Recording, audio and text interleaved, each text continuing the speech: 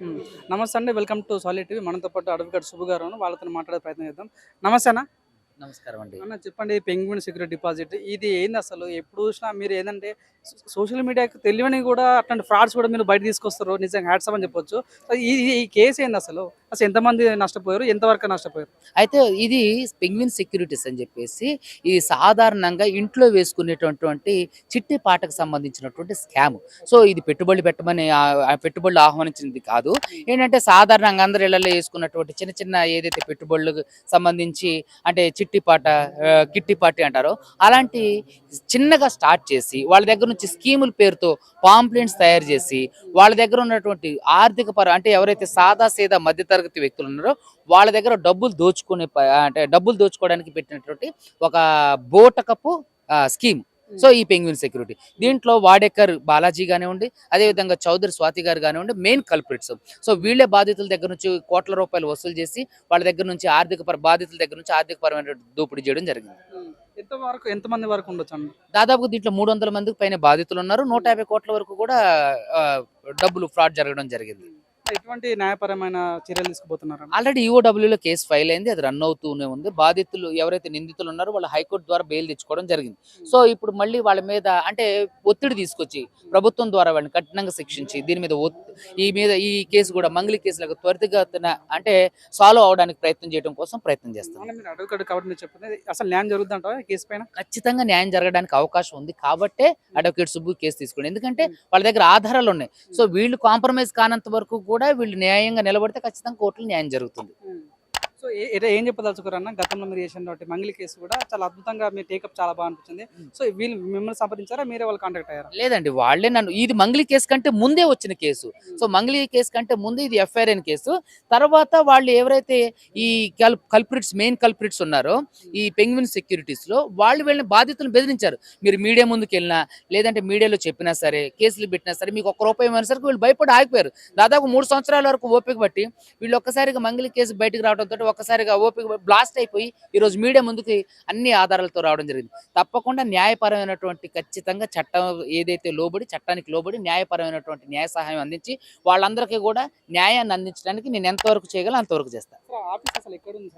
Tarnaka sorry ఈ penguin securities IDPL లో బాలనగర్ లో నేను వెళ్ళలేదు. లాస్ట్ చివరి క్వశ్చన్, మంగ్లీ కేసులో అంటే మీరు డైవర్ట్ అయ్యారా లేక మీడియా డైవర్ట్ అయింది? అంటే ఏమండి మంగ్లీ కేసుకి సంబంధించి మీడియా డైవర్ట్ అయిందండి. ఎందుకంటే మీడియా అంటే రకరకాల అన్ని అంశాలు చూపించాలి కదా. బండి సంజయ్ గారి కేసు కానివ్వండి, నందూస్ వరల్డ్ కేసు కానివ్వండి, తర్వాత సిపి సజ్జనర్ గారు కండక్ట్ చేసినటువంటి ఓయో రూమ్ చెకప్లు వీటన్నిటిని కవర్ చేస్తూ వస్తున్నారు. కాబట్టి మీడియా అటెన్షన్ తగ్గింది తప్ప అడ్వకేట్ సుబ్బు ఎక్కడ కూడా తగ్గలేదు. ఖచ్చితంగా కేసు రన్ అవుతున్నది. ఇంకా సరికొత్త ఆధారాలతో ముందుకు రాబోతున్నాం. ఈ కేసు విషయంలో మీరు వెనకడిగేసే ఛాన్స్ ఉందేమో? 100% వెనకడిగేసే అవకాశం లేదు. Thank you. నమస్తే మేడం. Thank you. పేరేం పేరు మేడం? నా పేరు శిరీష అండి. నేను పెంగ్విన్ సెక్యూరిటీలో 4 lakhs అట్లా ఇన్వెస్ట్ చేశాను. ఇన్వెస్ట్ చేసిన 3 months వరకు బాగానే వచ్చినాయి amount. Dot to dot first నుంచి 10th లోపే మాకు అకౌంట్లో వచ్చేది డబ్బులు.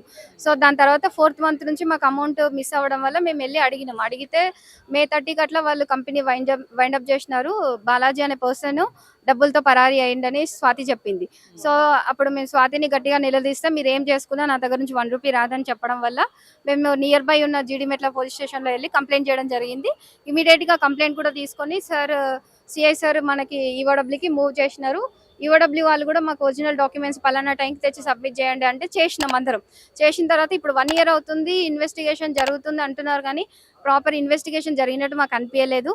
ఎందుకంటే చాలా మంది చనిపోయిన కేసెస్ కానీ ఇదన్నీ జరుగుతున్నాయి. ప్లస్ తను మా కళ్ళ ముందే 2 months తర్వాత బెయిల్ పైన వచ్చి మా ముందే ఛాలెంజింగ్ చేస్తుంది. తను మీరేం చేసినా ఏం కాదు, 2 monthsలోనే బయటకు వచ్చినా మీరేం చేయలేనని ఇట్లాంటి అంటే లాని మిస్యూజ్ చేయడము తను ఇవన్నీ మేము కొంచెం తీసుకోలేకపోయినాం. అంటే ఫైనాన్షియల్గా మేము లాస్ట్ అయినాం, బట్ మెంటల్గా కూడా హ్యూమిలేట్ అవుతున్నాం తన వల్ల. సో మాకు మెంటల్ ప్రెషర్ కూడా తను ఇస్తుంది. మీరు ఏం చేసినా ఏం కాదు, మీరు ఏ పోలీస్ కేసుకి పెట్టుకోండి, నా దగ్గర రౌడీలు ఉన్నారు అనే ఇట్లాంటివన్నీ చేయడం వల్ల మాకు కొంచెం భయం కూడా ఉంది. ఒక కామన్ ఫ్యామిలీ ఉన్న వాళ్ళకి అది కొంచెం భయం అవుతుంది. అది కాక ఈ హెడ్ ఆఫ్ ద ఫ్యామిలీస్ ఉన్న మెన్స్ కూడా ఫైనాన్షియల్ బర్డెన్స్ తీసుకోక లోన్స్ పైన తీసుకొచ్చిన అమౌంట్ కట్టలేక వాళ్ళు ఈ బీపీలు పెంచుకొని హార్ట్ స్ట్రోక్స్ తెచ్చుకోవడం, మిడిల్ ఏజ్లోనే 30s 40sలోనే హార్ట్ స్ట్రోక్ వచ్చి చనిపోతే వాళ్ళ లైఫ్ చాలా ఉంటుంది. ఇంకా ఇట్లాంటి ఫైనాన్షియల్ స్కామ్లో ఇరికినాం, అది ఒక ఫస్ట్ మిస్టేక్. మేము సెకండరీగా మేము చేసినాం కదా, పోలీస్ వాళ్ళ హెల్ప్ తీసుకోవడానికి నేను ట్రై చేసినాం. సో తెలంగాణ గవర్నమెంట్ కూడా ఇట్లాంటి వాటిపైన కొంచెం యాక్షన్ సీరియస్గా తీసుకోవాలి. పోలీస్ వాళ్ళు కూడా దీన్ని కన్సిడర్ చేయాలి. ఎందుకంటే నెంబర్ ఆఫ్ పర్సన్స్ చనిపోయినారు, అది అది మనం ప్రూవ్ చేయలేకపోవచ్చు. సూసైడ్ చేసినవి కొన్ని నోట్స్ దొరికినాయి, కొంతమంది హార్ట్ స్ట్రోక్ అయ్యి చనిపోయినారు. ఇవన్నీ కూడా బేస్డ్ ఆన్ దిస్, ఈ స్కామ్లో జరిగిన ఇష్యూ వల్లనే చాలా మంది చనిపోయినారు. ఇంకా మెంటల్ స్ట్రెస్కి వెళ్ళి చాలా మందికి ఇంకా ఇట్లాంటివి జరగకుండా ఉండాలి, చనిపోకుండా ఉండాలని మేము విష్ చేసి ఇక్కడ మీడియా హెల్ప్ కానీ సార్ హెల్ప్ కానీ తీసుకున్నాం. మేడం మీరు ఇంచుమించు 4 లక్షల పైగా పెట్టారన్నారు. అసలు మీరు ఏం వర్క్ చేస్తారు మేడం? నేను యాజ్ అ హౌస్ వైఫ్, నేను బీటెక్ గ్రాడ్యుయేట్, ఇంతకుముందు వర్కింగ్, బాబు తర్వాత నేను ఇంట్లోనే ఉన్నా. అంటే ఏ నమ్మకంతో 4 లక్షలు పెట్టారు మేడం? అంటే తను మాకు తెలిసిన పర్సన్, ఒక ఫ్యామిలీ మెంబరే కదా, మాకు ఏమి ఇట్లా చేయదు, ఫ్రాడ్ చేయదు అని అనుకున్నాం. మా చాలా నియర్ వ్యక్తి ఆమె. సో మీరు అనుకుంటారా మీకు న్యాయం జరుగుతుందని మీరు అనుకుంటారా? గతంలో ఇట్లాంటి కేసు మంగ్లీ కేసు కూడా చూసాము. సో ఇంకా ఏం రెస్పాన్స్ రాలేదు. మరి మీకు దొరుకుతా అనుకుంటారా? సుబ్బును పట్టుకున్నారు కదా అడ్వకేట్ని. అంటే సుబ్బు సార్ అయితే హెల్ప్ చేస్తారని ఒక నమ్మకంతోనే ఇక్కడ దాకా వచ్చాము. బట్ ఇప్పుడు కొన్ని ఇష్యూస్ జరిగినాయి, మంగ్లీ కేసు కానీ, దానిపైన ఏం మాట్లాడట్లేదు, గవర్నమెంట్ యాక్షన్ తీసుకోవట్లేదు. ఇప్పుడు ఒక వెల్ నోన్ ఫిగర్ చేస్తేనే ఏం యాక్షన్ తీసుకోవట్లేదు. వాళ్ళంతా చూపిస్తున్నారు, ఒక 9-10 మెంబర్స్ చనిపోయిన దగ్గర ఇష్యూ పైననే వాళ్ళు ఏం చేయట్లేదు, యాక్షన్ తీసుకోవట్లేదు. మాలాంటి కామన్ మ్యాన్కి అయితే ఇంకా మేము ఎక్స్పెక్టేషన్ కూడా జీరో పెట్టుకోవాలి అని అట్లాంటి ఫీలింగ్లో ఉన్నాం. బట్ మేము ఫైట్ బ్యాక్ చేస్తున్నాం సార్ హెల్ప్తో.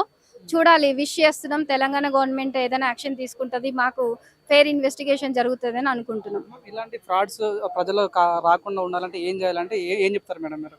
అంటే మెయిన్ ఇప్పుడు పోలీస్ వాళ్ళు కూడా అవేర్నెస్ క్యాంప్స్ పెడుతున్నప్పుడు ఇట్లాంటివి చెప్పాలి కామన్ మ్యాన్స్కి, ఇట్లాంటివి జరుగుతాయమ్మా, కొంచెం మీరు చూసుకుంటూ ఉండాలని.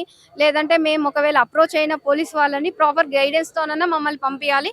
1 year ఇలా కాకుండా 1-2 monthsలోనే మనకు చెప్పాలి, ఇదంతా రికవరీ అయ్యే ఛాన్సెస్ లేవు, మీ లైఫ్ స్టైల్స్ మీరు చూసుకోండి అమ్మా, ఫైనాన్షియల్స్ స్ట్రాంగ్ చేసుకోండి అని ఇట్లాంటి ఒక హోప్, ఒక భరోసా అన్న కల్పించాలి. అట్లీస్ట్ ఒక కౌన్సిలింగ్ అన్న ఇప్పియాలి కదా. ఇంతమంది ఒక 230-15 మెంబర్స్ని ఒక టైం తీసుకొని మీ డబ్బులు పోయినాయి, ఇక్కడ ఏమి మనం ఇన్వెస్టిగేషన్ చేస్తే ఏం దొరకలేదమ్మా అని అట్లయినా చెప్పాలి. ఎందుకంటే చాలా మంది హోప్ పెట్టుకొని ఉండడము, ఎండ్ ఆఫ్ ద డేకి ఏం రాకపోవడం వల్ల అందరూ హార్ట్ స్ట్రోక్ రావడం, చనిపోవడం, సూసైడ్ చేయడం ఇట్లాంటివి జరుగుతున్నాయి. మీ తదుపరి కార్యాచరణ ఏ రకంగా ఉండబోతుంది? అంటే ఇప్పుడు మనం సార్ త్రూ ఒక ప్రైవేట్ కంప్లైంట్ రైజ్ చేసి అంటే కేసుని ముందుకు తీసుకెళ్లాలని అనుకుంటున్నాం. మరి ఏమంటారు మీ ఫ్యామిలీ వాళ్ళు, ఏమంటారు మీ చుట్టుపక్కల వాళ్ళు ఏమంటారు? ఇంత డబ్బులు పే చేశారు కదా, మోసపోయారని అంటే అందరూ చెప్పినారు, అవే చేసినారు, మేము కూడా అవేర్ అయినాం. ఇప్పుడు ఇట్లాంటి ఇష్యూస్ ఉంటాయి మా సొసైటీలో కూడా అని. సో మేము ఇక్కడ రావడం ఏంటంటే మెయిన్ మోటో, మాలాగా ఇంకా వేరే వాళ్ళు బాధితులుగా మారకుండా ఉండడానికి ఇది ఒక యూస్ఫుల్ థింగ్ అని అనుకొని మేము మీడియా ముందుకు రావడం జరిగింది.